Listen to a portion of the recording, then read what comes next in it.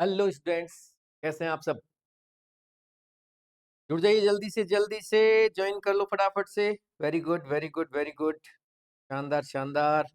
चलो शुरू करते हैं। टाइम खराब नहीं करेंगे, टाइम कम है और हमें बहुत कुछ पढ़ना है।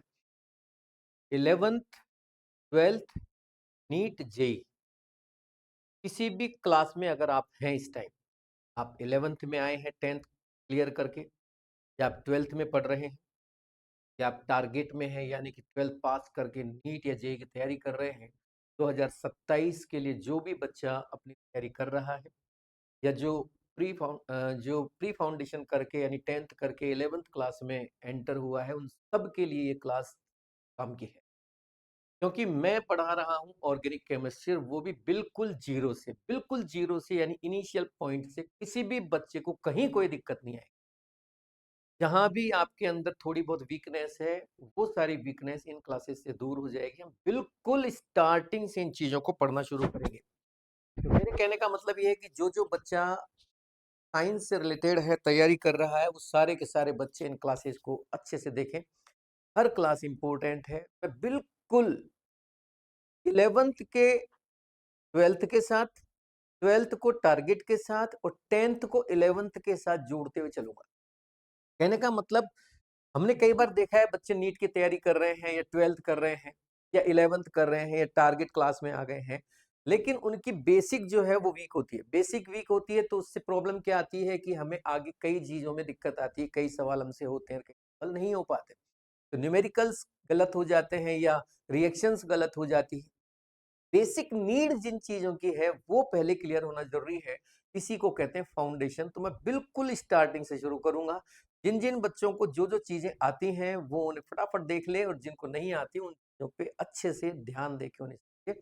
हम शुरू कर रहे हैं ऑर्गेनिक केमिस्ट्री। ऑर्गेनिक केमिस्ट्री की शुरुआत होती है कार्बन से, क्योंकि ऑर्गेनिक केमिस्ट्री का मेन हीरो कार्बन है। कौन है मेन हीरो? कार्बन। यानी कि कार्बन से हम पूरा का पूरा कहानी शुरू करेंगे। तो हमारा सबसे पहला जो टॉपिक है आज के फर्स्ट लेक्चर में, वो है carbon and it's valency and organic compound. यानी कौन कौन सी चीजें मिलके ऑर्गेनिक कंपाउंड या कार्बनिक यौगिक बनाते हैं। कार्बन क्या होता है, पीरियोडिक टेबल में कहाँ मौजूद है, क्या रोल है इसका ऑर्गेनिक केमिस्ट्री में, सब चीजों को डिस्कस करने जा रहे हैं। तो मेरे बच्चों, आप सबको ये पता होगा, ऑर्गेनिक केमिस्ट्री का मतलब होता है कार्बनिक केमिस्ट्री। अच्छा, एक चीज और बता दूं मैं, हिंदी मीडियम वाले बच्चे कई बार मैसेज करते हैं, जैसे कल भी किया था जब फिजिकल की क्लासेस चल रही थी, कि सर हमारी हिंदी की क्लास भी चलेगी क्या? तो बेटा, हिंदी और इंग्लिश दोनों को मैं कवर करते हुए पढ़ाऊंगा। मैं कोई भी क्लास अकेले ना हिंदी में पढ़ाऊंगा ना इंग्लिश में, दोनों को यूज करेंगे। All classes will be in both language. आप किसी भी लैंग्वेज का हो, हर बच्चे को समझ में आएगी। हिंदी दोनों करते पढ़ो। Carbon, what is carbon? Carbon क्या है मेरे बच्चों? कार्बन सब जानते हैं, इसको सी से रिप्रेजेंट किया जाता है और इसका एटॉमिक नंबर 6 होता है। अगर हम इसका कॉन्फ़िगरेशन लिखें तो ये कॉन्फ़िगरेशन बनता है 1s2 2s2 2p2। अगर मैं आपको पीरियोडिक टेबल से एक बार मिलाऊं तो आप देखिए पीरियोडिक टेबल में ये कहां मौजूद। चलो, हमने एक छोटा सा स्ट्रक्चर बना लिया पीरियोडिक टेबल का। यहां से चालू करते हैं। अब जैसे हम सबसे पहले पहले एलिमेंट की बात करें, एच। एच की जो पोजीशन है वो बहुत ही क्रिटिकल है। कोई इसे किस में मानता है, कोई किस में मानता है। चलो, हम उसको डिस्कस नहीं कर रहे, वो सब पीरियोडिक टेबल में डिस्कस होगा। यहां आता है एच, इधर लास्ट में आता है एच ई। फिर इसके बाद यहां एच के नीचे आता है L I, N A, K, R B, C S, F R. मैं पीरियोडिक टेबल नहीं पढ़ा रहा हूं, इसलिए मैं पूरा डिस्कस इसको नहीं करूंगा। जब पीरियोडिक टेबल सर पढ़ाएंगे वहां आपको बताएंगे। एल आई के बाद यहां आता है N A, sodium. L I, sorry, N A नहीं, बीई।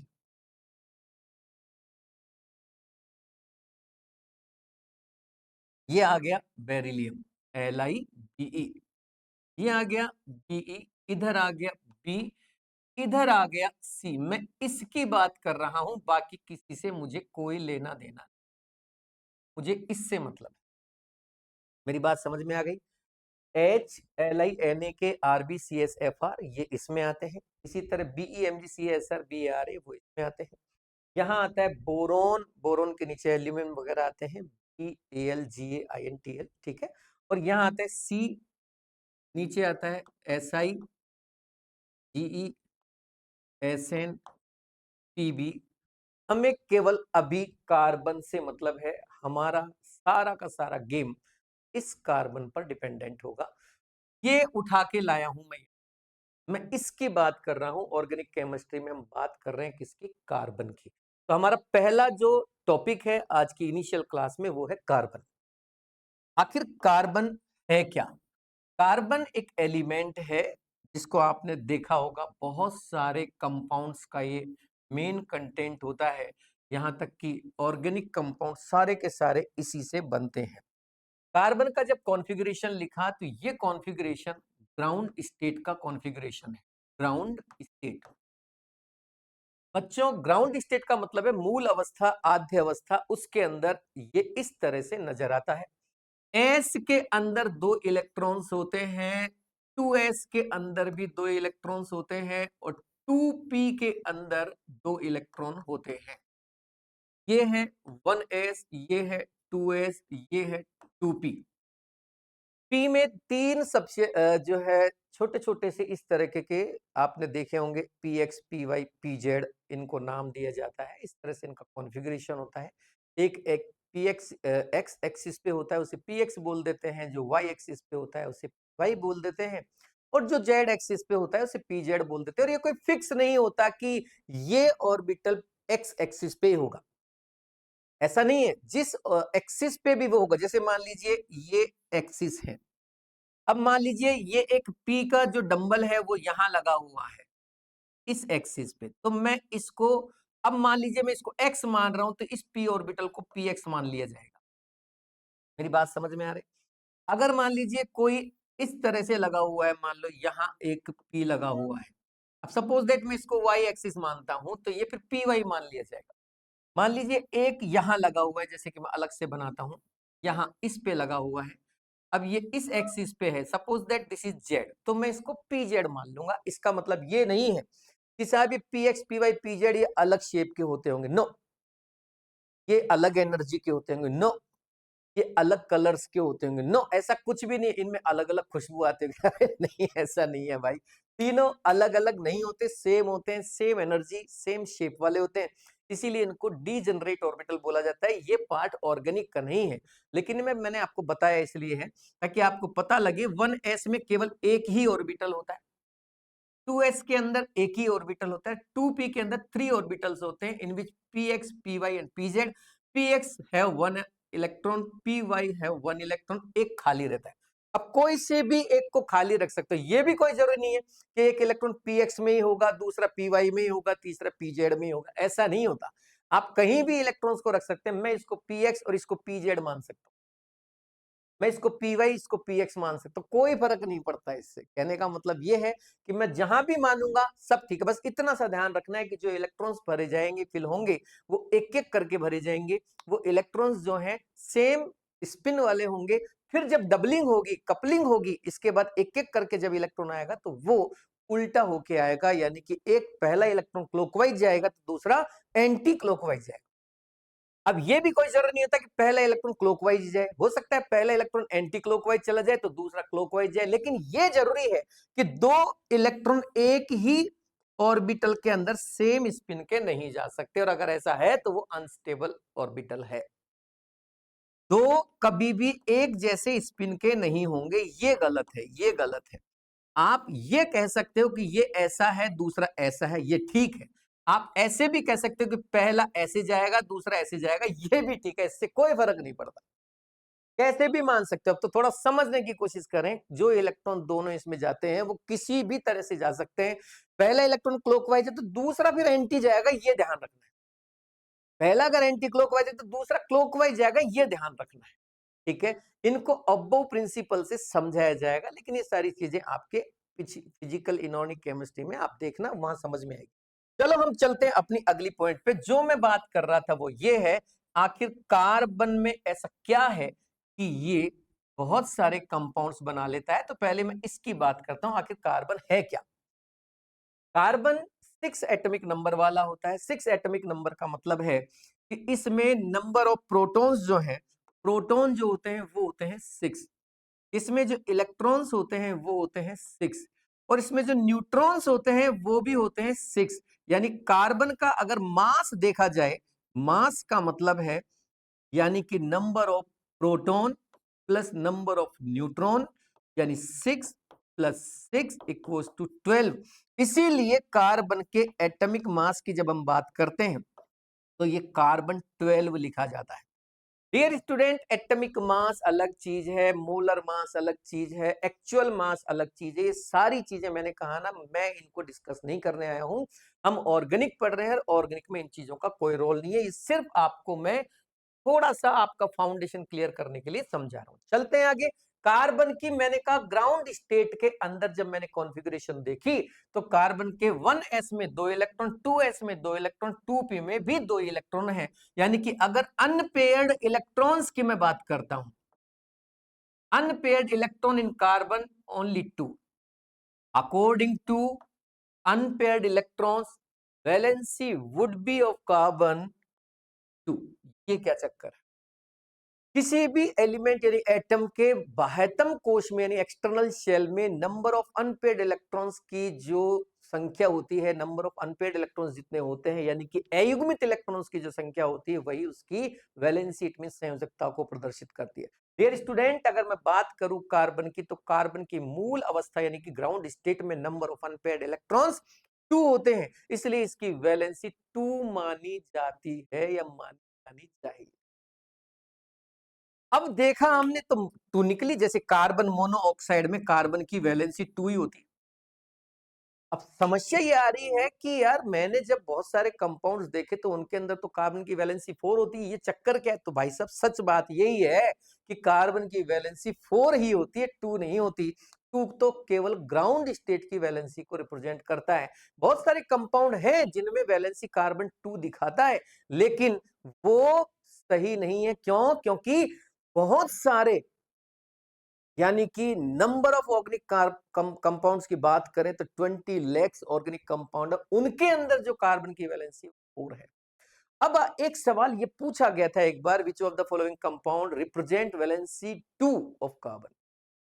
कौन सा ऐसा यौगिक है जो कार्बन की 2 वैलेंसी को रिप्रेजेंट करता है? Carbon monoxide is the example, ये उदाहरण है जिसकी वैलेंसी, जिसमें कार्बन की वैलेंसी 2 होती है। तो कभी ये सवाल आ जाए तो ध्यान रखें। लेकिन अगर आपसे कोई पूछे मोस्टली कार्बनिक कंपाउंड्स में कार्बन कितनी वैलेंसी दिखाता है, तो आपका जवाब होगा 4। अब बात को समझना, देखो अलग अलग तरीके से इस क्वेश्चन को मैं पूछता हूं। मैंने पहला सवाल पूछा कार्बन की वैलेंसी बताइए, तो आप कहना 4। मैंने पूछा कार्बन की ग्राउंड स्टेट में वैलेंसी बताइए, तो आप कहना 2। फर्क है ना। और मैं कहूं कार्बन की एक्साइटेड स्टेट में वैलेंसी बताइए तो 4। कार्बन की ऑर्गेनिक कंपाउंड्स में वैलेंसी बताइए तो 4। सबका मतलब अलग अलग है। मैं बात करता हूं इसकी ग्राउंड स्टेट के बाद एक्साइटेड स्टेट की, क्योंकि ये जब क्लियर हो गया कि कार्बन अपने बहुत सारे ऑर्गेनिक कंपाउंड्स के अंदर यानी लगभग सभी ऑर्गेनिक कंपाउंड्स के अंदर अपनी वैलेंसी 4 दिखाता है, तो ये 4 होती कैसे? इसके वैलेंसी शेल में तो केवल 2 इलेक्ट्रॉन है जो अनपेयर्ड नजर आ रहे हैं। इस ग्राउंड स्टेट से ये किस में कन्वर्ट होता है? एक्साइटेड स्टेट के अंदर। ये हो गई एक्साइटेड स्टेट। मेरे बच्चों, एक्साइटेड स्टेट में क्या ये अपने आप आ जाता है या किसी को लाना पड़ता है? अपने आप आ जाता है। तो ऐसे तो फिर सारे एलिमेंट्स ऐसा कर सकते होंगे। बिल्कुल कर सकते हैं, लेकिन सिर्फ वही एलिमेंट्स कर सकते हैं जिनके पास फैसिलिटी होती है। आखिर कौन सी फैसिलिटी की बात हो रही है? वो फैसिलिटी ये है कि उनके वैलेंसी शेल में एक ऐसा कमरा, एक ऐसा ऑर्बिटल, एक ऐसा ऑर्बिट खाली होना चाहिए जिसमें इलेक्ट्रॉन निकल के जा सके, एक्साइट होके जा सके। डियर स्टूडेंट, एक्साइट होने के लिए इलेक्ट्रॉन्स को एनर्जी की जरूरत होती है। ऐसे ही कोई इलेक्ट्रॉन इधर से उधर नहीं जा सकता। किसी भी इलेक्ट्रॉन को अपना शेल छोड़ के दूसरे शेल में या दूसरे शेल से पहले शेल में या किसी भी शेल में इधर उधर आना जाना होता है, तो एनर्जी का लॉस या एनर्जी गेन करनी पड़ती है, तब जाके वो इधर से उधर हो सकता है। यहां क्या होता है कि यहाँ शेल चेंज नहीं होता, सेकंड से सेकंड में जा रहा है। जैसे कि ये न्यूक्लियस है, इसके ये पहला शेल है, ये दूसरा शेल है, ये तीसरा शेल है। दिस इज फर्स्ट नंबर का शेल जिसे आप के कहते हैं, ये सेकंड शेल जिसे आप एल कहते हैं, ये थर्ड शेल जिसे आप एम कहते हैं, इसी तरह फोर्थ शेल जिसे आप एन कहते हैं, ओ कहते हैं, आगे तक जा सकते हैं। इस फर्स्ट शेल के अंदर केवल एस होते हैं जिनको 1s ऑर्बिटल बोला जाता है। सेकंड शेल में एस भी होता है, पी भी होता है। मैं इस सेकंड शेल की बात कर रहा हूं। सेकंड शेल के अंदर जो s ऑर्बिटल है उसे 2s कहा जाता है, जो p ऑर्बिटल्स हैं उसे 2p कहा जाता है। मैं कह रहा हूं सेकंड शेल से सेकंड शेल में इलेक्ट्रॉन जंप करेगा, किसके अंदर? कार्बन के अंदर। This is excited state. यहां शेल नहीं बदल रहा, सेकंड से सेकंड में जा रहा है, ना तो सेकंड से थर्ड में जा रहा है, ना सेकंड से फर्स्ट में आ रहा है। इसलिए एनर्जी एनर्जी तो काम आएगी लेकिन इतनी ज्यादा नहीं आएगी। नॉमिनल एनर्जी के साथ ही ये इलेक्ट्रॉन 2s से निकल के 2p में पहुंच जाएगा।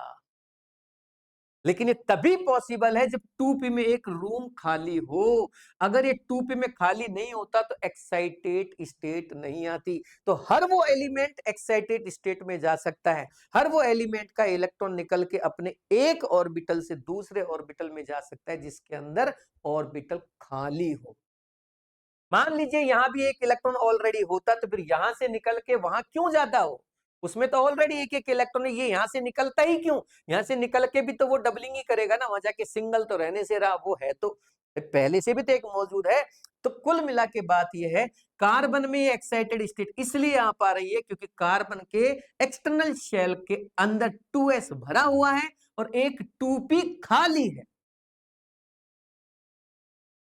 तो सर ऐसा तो बोरोन में भी होता है। हाँ, तो बोरोन में भी हो सकता है, ऐसा ही बोरोन में भी। ऐसा तो फिर बेरिलियम में भी होता है, तो बेरिलियम में भी हो सकता है, मना थोड़ी कर रहे हैं। और नाइट्रोजन में नहीं होगा। बताओ क्यों? क्यों नहीं होगा?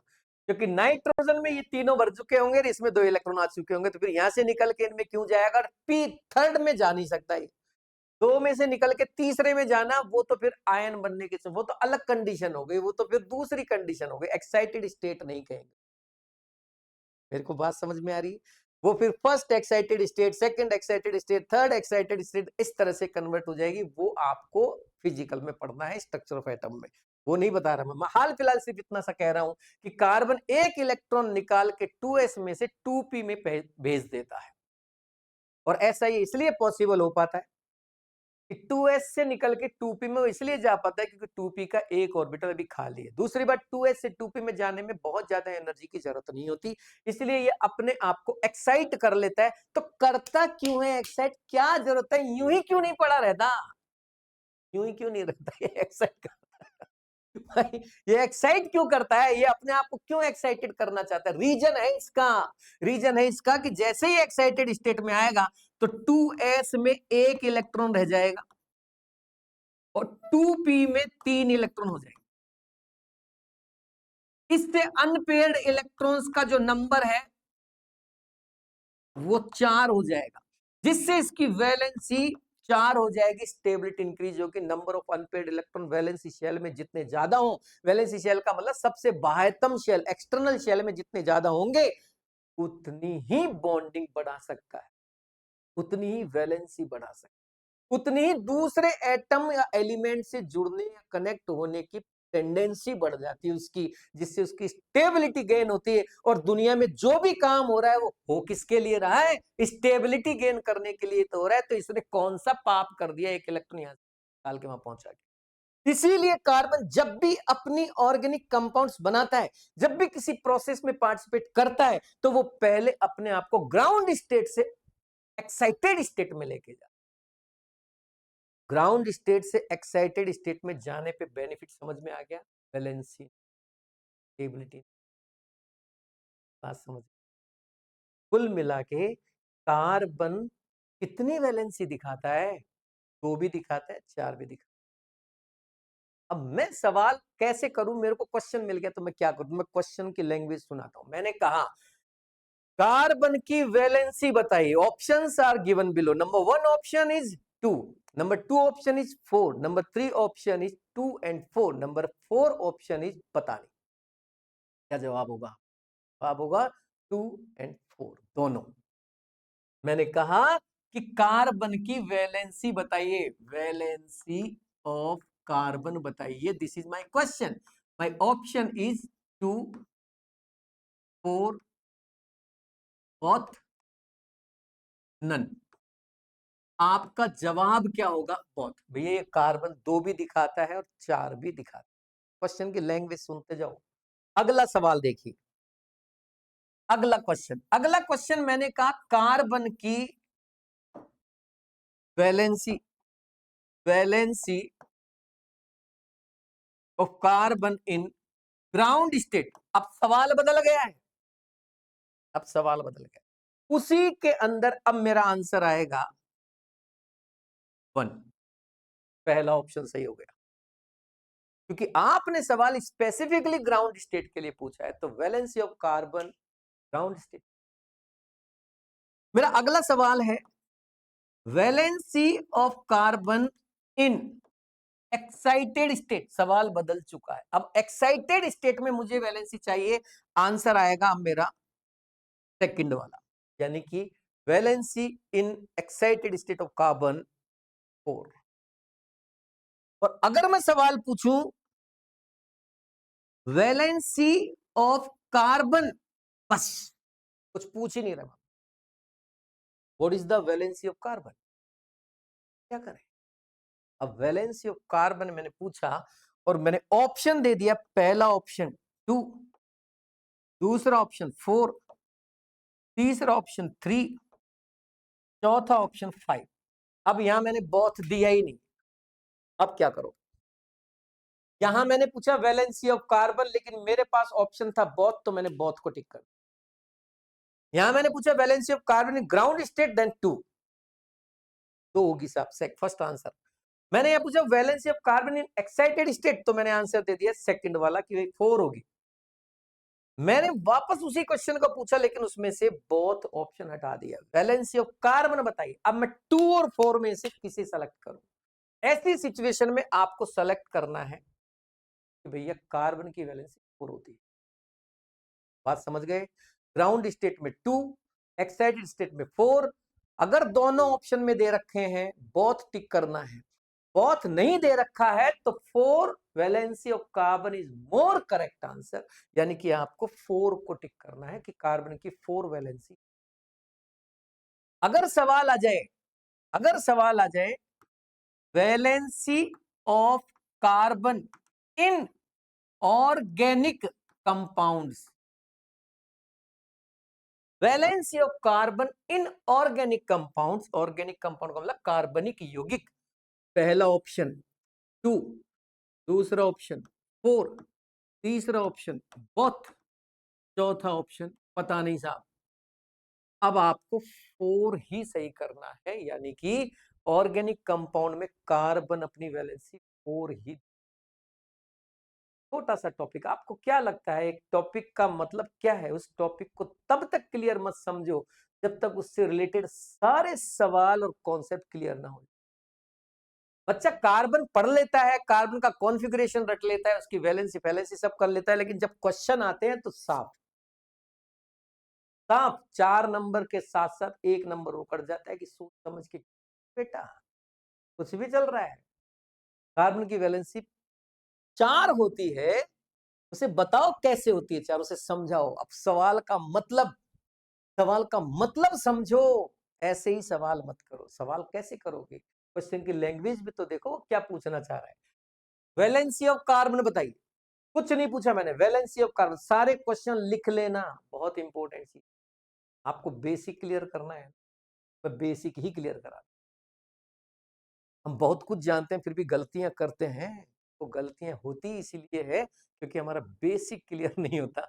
हमने चीजों को याद तो कर रखा है, लेकिन उनको रियल में समझ नहीं रखा, क्या मतलब है उनका वो हमें नहीं, उनकी एप्लीकेशंस नहीं आती, हमने उनको रट रखा है, बस अप्लाई करना तो आता ही नहीं है।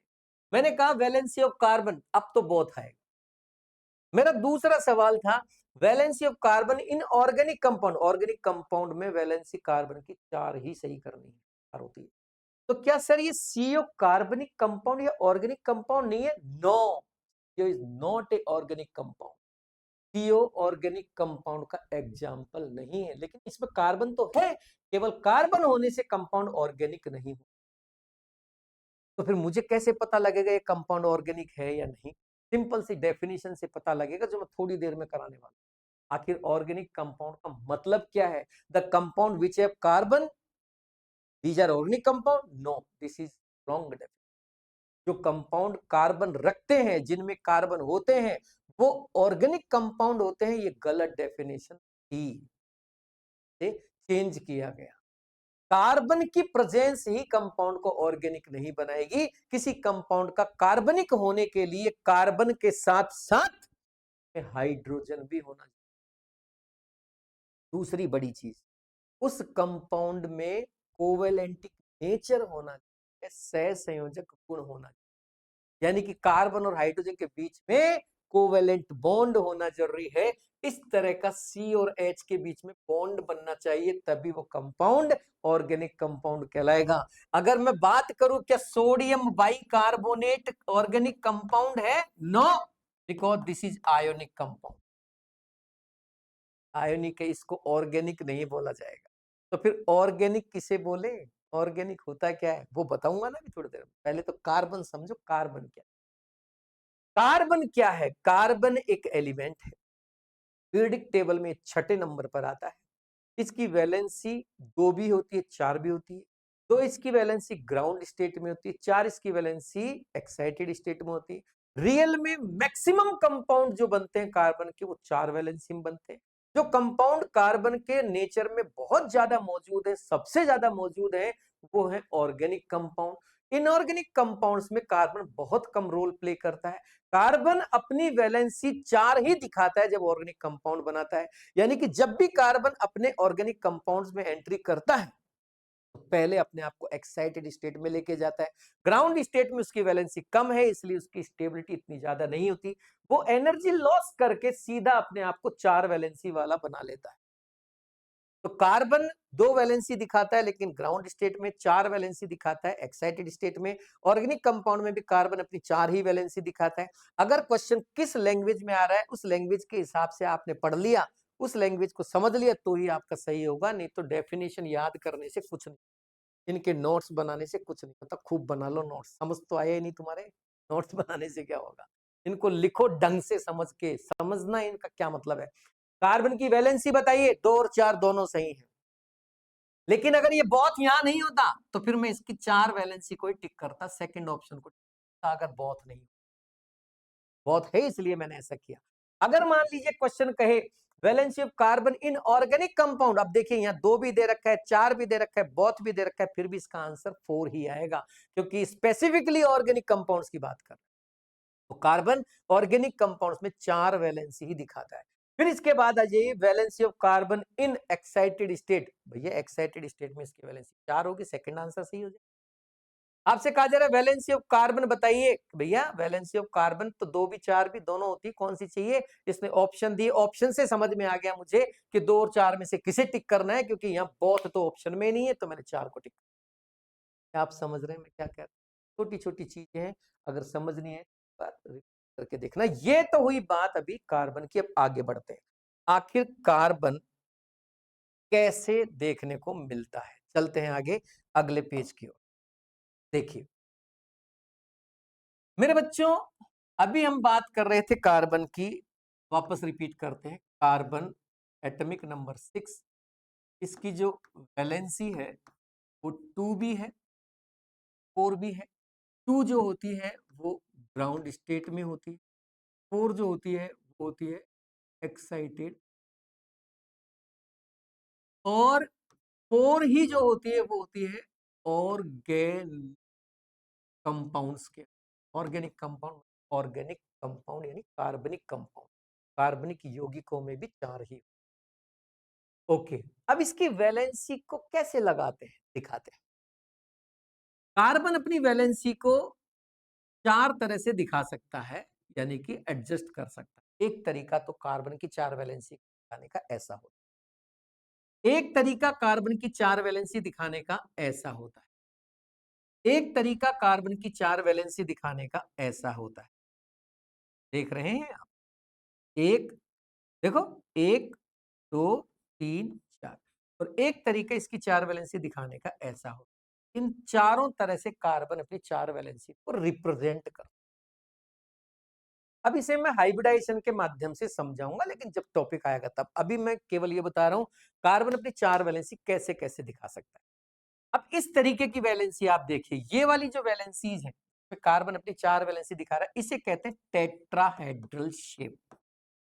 टेट्राहेड्रल हेड्रल शेप बोला जाता है। इसमें कार्बन के जो चारों डंडे हैं, यानी डंडे का मतलब 4 बॉन्ड, ये चारों बॉन्ड एक दूसरे के साथ 109.5 डिग्री पर अरेंज रहते हैं। ये दोनों भी ऐसे रहते हैं, ये दोनों भी ऐसे, इनके बीच भी ऐसे, इनके बीच भी ऐसे। ये स्ट्रक्चर 3D स्ट्रक्चर होती है। कैसी स्ट्रक्चर होती है? 3D। अब इसमें क्या होता है, जैसे ये बीच में कार्बन है, ये बीच में कार्बन है, इसका एक बॉन्ड इधर लगा है, एक बॉन्ड इधर लगा है, वो तो दोनों इन प्लेन रहेंगे, इसी प्लेन में। इस कार्बन पे एक बॉन्ड इधर, एक बॉन्ड इधर, इनके बीच का एंगल 109.5 डिग्री। आप चाहें तो 109 डिग्री 28 मिनट भी कह सकते हैं। मिनट यानी टाइम के हिसाब से भी एंगल को मेजरमेंट किया जाता है। 60 मिनट का 1 डिग्री माना जाता है। 60 मिनट का कितना डिग्री माना जाता है? 1 डिग्री माना जाता है। अगर 30 मिनट की बात करें तो 30 मिनट का आधा डिग्री माना जाता है। तो ये जो एंगल है, ये एक्चुअली टाइम के साथ जब देखा तो 109 डिग्री 28 मिनट बोला गया। 109 डिग्री 28 मिनट यानी कि लगभग 30 मिनट हो गए। इसको हमने आधा डिग्री मान के 105 डिग्री, ये भी ये भी ठीक है, आप ऐसे बोल सकते हो। तो every angle in tetrahedral structure is 109.5 degree और 109 मिनट, दोनों करेक्ट है। मेरी बात समझ में आ रही? तो मैं ये जो कह रहा हूं वो सुनिए, मैं क्या कह रहा हूं। मैं कह रहा हूं कि कार्बन पे जो 4 बॉन्ड होते हैं, उन्हें आप टेट्राहेड्रली लगा सकते हैं। इनके बारे में जब हाइब्रिडाइजेशन आएगा तब और क्लियर करूंगा, अभी जरूरत नहीं है। अभी हाल फिलहाल शॉर्ट में समझ लीजिए इन्हें, फिर आगे बढ़ेंगे। तो कार्बन पे 4 वैलेंसी लगा दी। अगर इस तरह से वैलेंसी लगी है तो ये टेट्राहेड्रल शेप। तो मैं कह रहा था कि कार्बन अगर बिल्कुल सेंटर में है तो इसके 2 डंडे, एक यहां लगेगा, एक यहां लगेगा। ये जो लगे हैं ये तो है 109.5 डिग्री पर, दो तो इन प्लेन होते हैं। अब तीसरा एक ऊपर की तरफ लगेगा और चौथा एक नीचे की तरफ लगेगा, लेकिन लगेंगे ऐसे ही कि इनके बीच के, सबके बीच बीच का जो एंगल होगा 105 डिग्री। तो 2 बॉन्ड इन प्लेन होते हैं, एक बॉन्ड अबव द प्लेन होता है, एक बॉन्ड बिलो द प्लेन होता है। Above the plane, below the plane and 2 bond in plane, यानी 2 बॉन्ड इसी तल में होते हैं। एक तल के थोड़ा ऊपर की तरफ जाता है, एक तल के नीचे की तरफ जाता है। इस तरह से टोटल कितने डंडे निकलते हैं? 4। ये चारों डंडे एक दूसरे से 109 डिग्री 28 मिनट पे ही अरेंज होते हैं। इनके बीच का जो एंगल है वो 109.5 डिग्री ही होता है। बात समझ में आ गई? ये है टेट्राहेड्रल स्ट्रक्चर, जो हाइब्रिडाइजेशन जब पढ़ाऊंगा तब मैं एक बार क्लियर करूंगा। अभी हम केवल कार्बन पढ़ रहे हैं। इस तरीके की वैलेंसीज आपको देखो CH4 में देखने को मिलेगी। आपने मिथेन का नाम तो सुना होगा 10th वाले बच्चे, ये है मिथेन। आपने CCl4 सुना होगा, CCl4 कार्बन टेट्राक्लोराइड। इस तरीके के मॉलिक्यूल्स में इस तरीके का अरेंजमेंट। अब मैं इस तरह की बात करता हूं, ये कब बनता है? ये है कार्बन की फिर से 4 वैलेंसी। आपने CO2 देखा होगा, CO2, बिल्कुल ये CO2 है, इसमें इस तरीके की वैलेंसी मिलती है। इसके अलावा ऑर्गेनिक कंपाउंड की बात करें, कार्बनिक यौगिक की बात करें, इस प्रकार के कंपाउंड में भी ऐसी सिचुएशन दिखती है। इसे एलीन कहा जाता है। क्या कहा जाता है? एलीन नाम है इसका। जैसे CO2 का नाम कार्बन डाइऑक्साइड है, वैसे इसका नाम एलीन है। तो ये सिचुएशन इस तरह के कंपाउंड्स में देखने को मिलती है। बात समझ में आ रही? अब मैं इसकी बात करता हूं, इसकी। ऐसी सिचुएशंस आपने खूब देखा होगा, सुना होगा, 10वीं क्लास के बच्चों ने एल्कीन में देखने को मिलती है। आपने एथीन की बात करें, जैसे एथीन, ये है एथीन, ये एथीन हो गया। CH2 डबल बॉन्ड CH2, इसमें ये डिजाइन देखने को मिलेगी। देखो C और C के बीच में डबल बॉन्ड आ गया, तो ये जो कार्बन है ये दिख रहा है, देखो ऐसा ऐसा दिखेगा ये कार्बन, ये दिख गया ना, ये ऐसी सिचुएशन। ऐसा आपको एल्कीन में देखने को मिल सकता है, और भी बहुत सारी जगह है, एल्डिहाइड कीटोन्स में मिलता है, लेकिन समझ लो एक एक एग्जांपल को, फिर आगे बढ़ेंगे। दिख गया, ऐसी सिचुएशन ऐसे इस टाइप के कंपाउंड्स में देखने को मिलता है। अच्छा, एक और बात करते हैं, अब बात करते हैं इसकी, इस टाइप की जो सिचुएशन है, इस टाइप की, ये आपने खूब देखी होगी, नाम भी सुना होगा, जो छोटे बच्चे हैं उन्होंने, एल्काइंस में आती है। Alkyne, what is alkyne? The compounds which have triple bond between C and C. ऐसे यौगिक जिनमें कार्बन कार्बन के बीच में ट्रिपल बॉन्ड होता है, उसे एल्काइन कहते हैं। ऐसे यौगिक जिनमें कार्बन कार्बन के बीच डबल बॉन्ड आ जाता है, एल्कीन कहलाते हैं। एक भी डबल बॉन्ड आ गया ना पूरी चेन में, तो वो एल्कीन माना जाएगा। और ऐसे कार्बनिक कंपाउंड जिनमें कार्बन कार्बन के बीच सिंगल बॉन्ड होता है, वो एल्केन कहलाता है। जैसे मान लो मैंने 1 2 3 4 5 ऐसे बहुत सारे कार्बन सिंगल सिंगल बॉन्ड से जोड़ दिए, तो एल्केन सीरीज का मेंबर है। कहीं भी एक जगह डबल आ गया तो ये एल्कीन सीरीज का मेंबर है। अगर मान लो कहीं भी एक जगह ट्रिपल आ गया तो एल्काइन सीरीज का मेंबर है। अगर सर मैं एक से ज्यादा डबल बॉन्ड लगा दूं, इधर भी लगा दूं, इधर भी लगा दूं, तो भी एल्कीन सीरीज है, बस इसको अब डाईईन बोला जाएगा। डाई मतलब 2 डबल बॉन्ड आ, ठीक है। आगे देखेंगे, मैं बता रहा था कार्बन 4 डिजाइन देखने को मिलती है आपकी। कार्बन इस तरह से देखने को मिल सकता है अपने कंपाउंड्स में, कार्बन इस तरह से देखने को मिल सकता है, कार्बन इस तरह से देखने को मिल सकता है, कार्बन इस तरह से देखने को मिल सकता है। एग्जाम्पल के तौर पे मैंने एक एक चीज बताई, जैसे ऐसा आपको एल्केन में मिलेगा, मेथेन एथेन प्रोपेन CCl4। ऐसा आपको आपको देखो डाईईन में मिल जाएगा, डाईईन मिलेगा, CO2 में मिल जाएगा। ऐसा आपको एल्कीन्स में मिल जाएगा, एल्कीन में ethene propene butene pentene, aldehyde ketones में देखने को मिलेगा। ऐसा आपको एल्काइंस में मिलेगा, जैसे ethyne propyne butyne pentyne. Then ये कार्बन की बात हुई। आगे चलते हैं, अब बात करते हैं कि कार्बन के बारे में आपने बता दिया कि भाई कार्बन जो होता है वो मेन हीरो होता है, लीड रोल में होता है ऑर्गेनिक कंपाउंड के अंदर। ऑर्गेनिक कंपाउंड में कार्बन का होना तो अनिवार्य है, लेकिन अब वो कैसे होगा, तो कैसे होना चाहिए? या जिनमें भी कार्बन वो सब organic compound? No no no, ऐसा नहीं है। अब मैं बात करता हूं आपसे, कार्बनिक कंपाउंड होते क्या है। कार्बनिक कंपाउंड, घबराए नहीं, आज हम ज्यादा नहीं पढ़ाएंगे, कम पढ़ाएंगे। कुछ बच्चे मैसेज कर रहे हैं, हम उन बच्चों से बात करते हैं। ठीक है बेटा, थैंक यू वेरी मच, बहुत बढ़िया। अच्छा, समझ में आ रहा है। देखो कितनी देर से मैं बच्चों के मैसेज भी नहीं पढ़ रहा, बहुत सारे मैसेज आ गए। कोई बात नहीं, ठीक है। जहां भी दिक्कत हो मुझसे पूछना है ना, हिंदी इंग्लिश दोनों पढ़ा रहा हूँ। हाँ बिल्कुल बिल्कुल, देखो अब समझ में आया ना, हिंदी में कोई दिक्कत थोड़ी आ रही है, और ना इंग्लिश वालों को, इंग्लिश वाले बच्चों को कोई दिक्कत आ रही है। ठीक, ओके ओके मेरा बच्चा, ओके। चलिए अब आगे बढ़ते हैं अगली पॉइंट पे। ऑर्गेनिक कंपाउंड है क्या, कार्बनिक कंपाउंड है क्या? बेटा ऑर्गेनिक कंपाउंड कह दो चाहे कार्बनिक कंपाउंड कह दो, एक ही बात है, आप जो मन करे वो कह दो। मतलब है कार्बनिक यौगिक, यानी कि ऐसे कंपाउंड जो कार्बन के बने होते। अब देखो इनकी डेफिनेशन अलग अलग तरीके से आई अलग अलग टाइम पे। सबसे पहले जो डेफिनेशन थी वो थी, पहली डेफिनेशन जो इनिशियल टाइम पे दी गई वो थी, the compounds which have carbon are known as organic compound.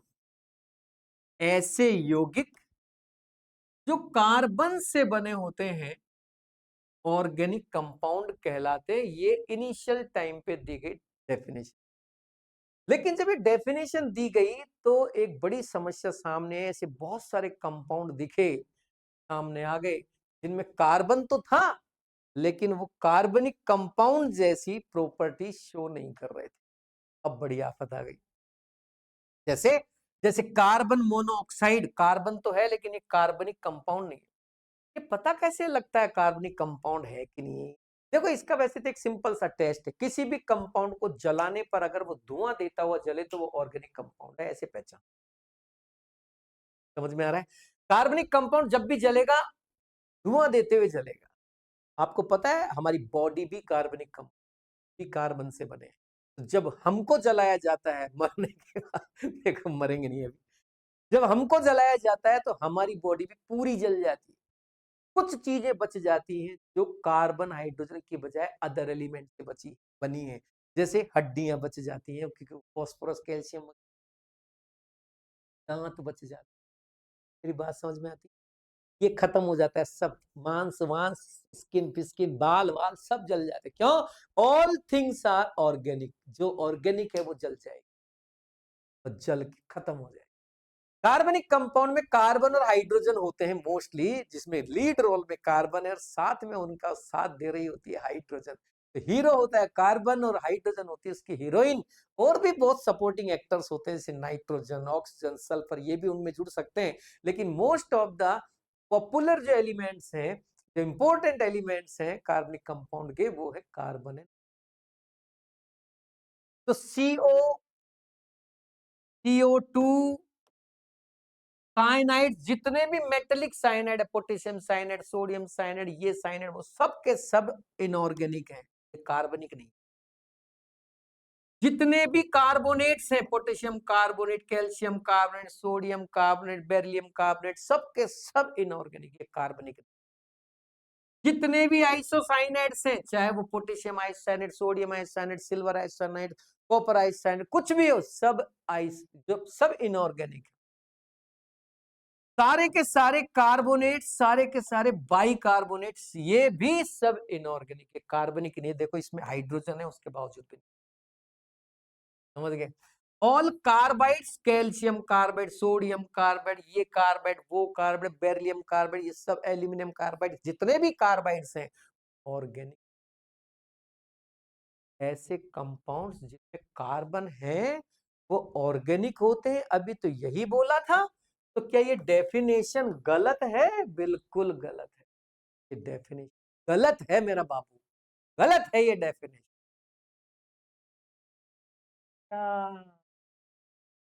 तो फिर सही क्या है? सही डेफिनेशन। अब इसकी मॉडर्न डेफिनेशन की बात कर। The compounds which have carbon and hydrogen in covalent condition are known as organic compound, are known as organic compound। तब हुआ these compounds also known as hydrocarbon। oh my god, क्या कहना चाहता है? ये कहना चाहता है कि ऐसे कंपाउंड ऑर्गेनिक कंपाउंड्स माने जाएंगे जो कार्बन और हाइड्रो बने हो। Carbon and hydrogen covalent condition में अगर है तो वो कंपाउंड ऑर्गेनिक। तो मतलब ऑर्गेनिक कंपाउंड की मतलब जो सही डेफिनेशन है वो ये है कि the compounds which are forms by carbon and hydrogen are known as organic compound. Yes yes, यही इसकी रियल डेफिनेशन। तो वो सभी कंपाउंड जो कार्बन और हाइड्रोजन से मिलकर बने हैं वो ऑर्गेनिक कंपाउंड है। एक्स्ट्रा एलिमेंट्स भी होंगे उससे मतलब नहीं है, लेकिन मेन ये दो तो होने ही चाहिए तभी वो ऑर्गेनिक। कोई दिक्कत है किसी को? चल आगे समझ में। तो ये ऑर्गेनिक कंपाउंड। अब बात आती है कि ऐसे कितने कंपाउंड भाई साहब धरती पर? आपने पीरियोडिक टेबल अभी देखी थी ना, इसमें बहुत सारे एलिमेंट, बहुत सारे एलिमेंट, बहुत सारे।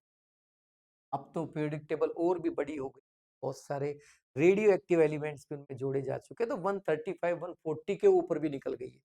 हालांकि हालांकि जो है रेडियो एक्टिव एलिमेंट्स जो है वो नेचर में स्टेबल नहीं है, does not exist in nature due to their radioactivity. इस वजह से पीरियोडिक टेबल जो आपकी किताबों में दे रखी है आप उसी को याद करें। फालतू बाहुबल दिखाने की जरूरत नहीं, इतराने की जरूरत नहीं कि मुझे ये याद हो गया, कोई मतलब नहीं है। बस उनको याद करो जो अपनी एनसीईआरटी की पुस्तक में है। इनमें से एक हाइड्रोजन और एक कार्बन, बस ये दो एलिमेंट ऐसे हैं, ये दोनों मिलके 20 lakhs, oh by God, 20 lakhs organic compound present in धरती। समझ गए? इस नेचर में 30 लाख और इससे भी ज्यादा ऑर्गेनिक कंपाउंड है, तो कार्बन और हाइड्रोजन ने मिलकर बनाए। इसके अलावा पीरियोडिक टेबल में जितने भी एलिमेंट उन सबको मिला ले, सबके कंपाउंड्स को काउंट करते हैं, तो उनकी नंबर केवल 2 लैक्स अप्रोक्सीमेट। सोचने की, कार्बन और हाइड्रोजन ने मिलके 20 लाख कंपाउंड बना दिए और बाकी सारे एलिमेंट मिलके भी 2 लाख नहीं बना पाए। ऐसा आखिर क्या है?